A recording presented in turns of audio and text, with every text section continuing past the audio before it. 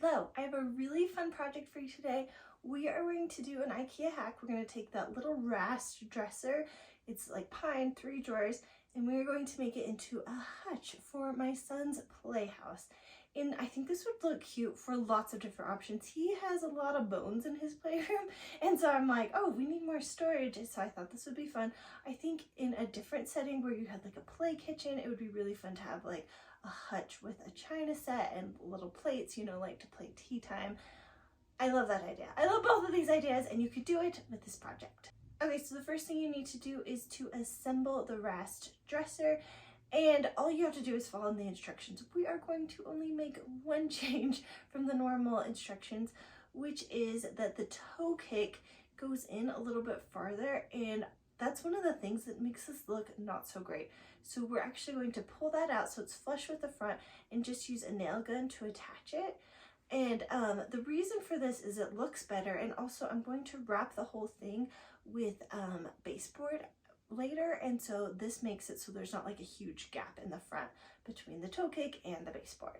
Okay, so to make our hutch, I'm doing an arch in the back, which makes it really difficult. So the first thing we're going to do is we're going to cut the backer board for it, and we're going to cut it in just a rectangle first, and then we need to make the arch at the top. So what we did was we marked halfway over on the top, and then that was about 12 inches and 1/8, and we marked that down on both sides.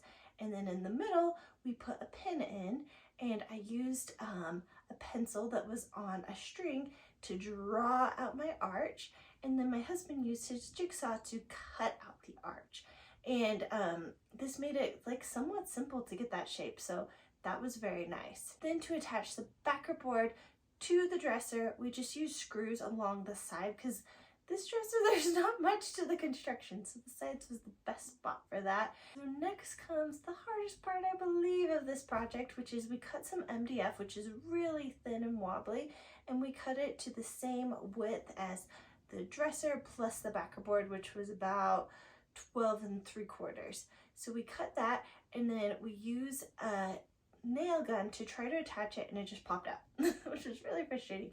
So then we had to use little tiny baby screws to start it out to hold the board in place, and then we were able to arch it over and used 5 million nails to attach it to go over the arch and down onto the other side.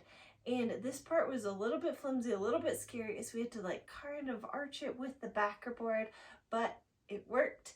And you can kind of see on the sides, the board, even though it was 8 feet long, it didn't totally cover it. So we had to cut 2 smaller pieces and then put those onto the 2 sides to kind of finish it off. It's day 2 of our Ikea hack.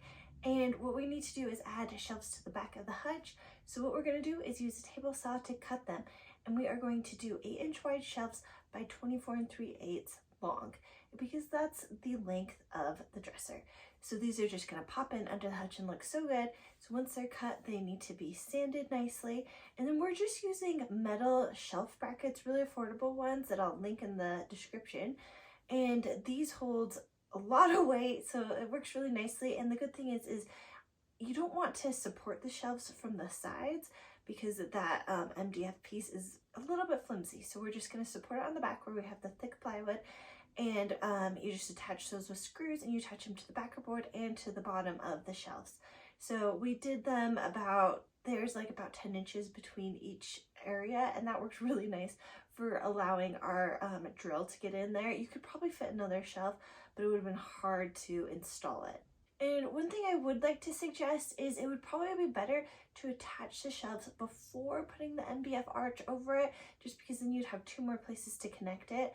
But we are adding some nails to the side of the arch to connect to the shelves so that it gives some more support to the arch. The Rast is a very simple chest, and to give it some more details, we are going to add baseboard at the bottom. So we are cutting that with our miter saw. The front piece is going to be mitered on both edges, and the 2 side pieces are going to be flat on the back and mitered on the side. The thing is, most baseboards come in like 3 1/4 inch, and that is just barely too tall. So we're just using our table saw to make it a tiny bit shorter. It's annoying we had to take this step, but either it was like 2 inches and too short, or just barely too long. So that's what we chose to do. And then we're using a nail gun to attach that to the bottom of the Rast. Next, we are going to trim out the drawers, and this is again another way to add some more detail. We have this cute little like X trim that I just think is adorable, and all you have to do is cut it so that on all of the edges it makes like a little bit of the square. So you do that 3 times and you attach it with a nail gun, and that really makes the drawers look so beautiful. My husband also ended up cutting some trim for the front of the shelves because those weren't finished and we had extra, so I think that looks really nice and brings the detail from the drawer up to the shelves. And now that all the construction's done, it's time for finish work. So what I'm doing first is I am using wood filler in all of the holes, and I like to go over wood filler twice so that there's no indentation. It kind of goes up so that you can later sand it down nice and smooth. I'm also using caulk for all of the seams, so anywhere there's a straight seam we're adding caulk, and especially on the back of that arch it really needs some caulk where there was just like a little bit of gapping where you could see light through it. So this will close that up, and again it'll end up adding some nice strength to the structure. When all the finished work is done, it is time to finally paint, and I am using chalk paint for this project. Number 1, I had it on hand. Number 2, the playhouse, all of the other furniture in there is pretty much the same like limeade chalk paint color, and so I'm just using a brush to apply it to every single surface, and I have to do a few coats, but it's looking so good and the color brings so much personality. While I was painting, I really noticed that the top ridge of the hutch is a little skinny for me, and guess what? I have flexible molding in my stash of like supplies. So I grabbed that and I taped it on, and I really like it. It just adds some like chunkiness, and like it's a good detail that I feel like it was missing. So I don't think if you do this project, this isn't a have to have, but I liked adding it. So what we did was we added glue onto the side of the hutch, construction adhesive, and then we put the trim up and nailed it into place. And then just because it had been stored in like a compact way, it just really wanted to like come off. So we also taped it. After a few hours, I took off the tape and then I gave the new trim some paint. I think that looked really good. And then press and put on the drawer pulls onto the front of the drawers. I'm doing 2 per each one just so I don't have to fill the holes of the old one, and I think it looks cool. I'm going for a card catalog look, and so this totally fit the bill. And I ended up making these cute labels to go inside them. So a lot of the inspiration for this project comes from the Paleontology Museum in Paris, which we visited with my son, and it's amazing. And they had all of these like Latin, I don't actually know if they're in French or Latin, I'm assuming Latin, so I also made some in Latin, and it's different words like fossil, bone, skull, and so each drawer or each one has a different label, and I think that looked really cute.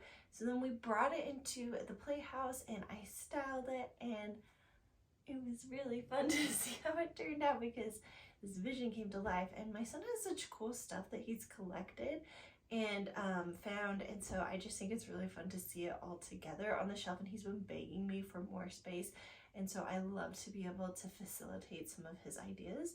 So now he has this really cool area, and I tried to coordinate more labels that I made in Latin with the like different things. So there's like a butterfly area or like a grasshopper section, so that was kind of fun. And I just really love how it looks with the rest of the room. I will be honest with you, I thought I picked up the same paint to match the rest of the things, and it's a little bit brighter, so that's annoying to me, but overall I'm super happy with how it looks, and I just think it's really fun, and I love that this is going to be a fun place for him to, like, he'll switch it all up, he'll add things to the drawer, and I think that, like, I'm all for it. So I'm really excited to see what he does and how he changes it to make it his own. And I also just really love that we were able to take a simple dresser from Ikea and make it something really fun. Like I said, this would be so cute in like with a tea set on it with like play kitchen. I'll probably style it like that next week, so stay tuned. If you like this project, let me know in the comments.